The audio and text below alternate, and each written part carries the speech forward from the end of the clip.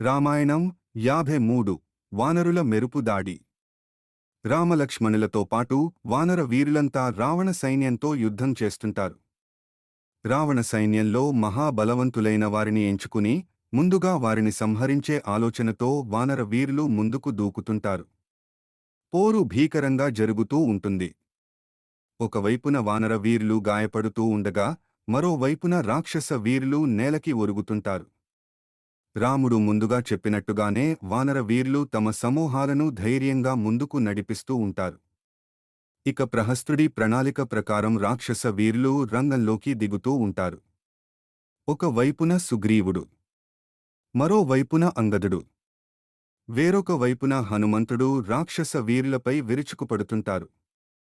రాక్షసులు వారి ధాటికి తట్టుకోలేకపోతుంటారు. ఈ ముగ్గురు వానర వీరులు కూడా దొరికిన వారిని దొరికినట్టుగా రెండు ముక్కలుగా విరిచేసి అవతల పారేస్తూ ముందుకు సాగుతుంటారు. వాళ్ల బల పరాక్రమాలను చూసి రాక్షసులు హడలిపోతుంటారు. తమ ఆయుధాలు వాళ్లని ఏమీ చేయలేకపోతుండటం చూసి ఆశ్చర్యపోతుంటారు. వానర సైన్యమే కదా అవలీలగా తరిమికొట్టవచ్చుననుకుని రంగంలోకి దిగిన రాక్షసులకు చుక్కలు కనిపిస్తాయి. వాళ్లు సాధారణ వానరాలు కాదని, అందువల్లనే తాము వాళ్లని ఎదిరించి నిలవలేకపోతున్నామని రాక్షసులు భావిస్తారు. వానర వీరులు అవలీలగా బండరాళ్లను ఎత్తుతుండటం, రథాలను సైతం ముక్కలుగా విరిచేస్తుండటం, ఏనుగులకు సైతం ఇబ్బందిని కలిగిస్తుండటం, గుర్రాలను చీకాకు పరచడం చూసి రాక్షసులు నివ్వెరపోతారు.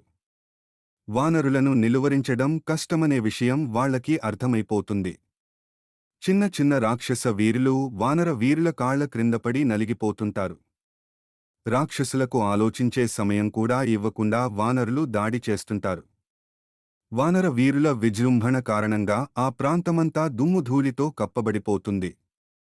అసలు ఏం జరుగుతుందో తెలియని అయోమయానికి రాక్షసులు లోనవుతారు. విషయం తెలుసుకున్న రావణుడు పథకం ప్రకారం తరువాత వరుసలోని రాక్షస వీరులను పంపించమని ప్రహస్తుడిని ఆదేశిస్తాడు. అదేవిధంగా తన సోదరుడైన కుంభకర్ణుడిని నిద్రలేపమని మరికొంతమంది సైనికులకు చెబుతాడు.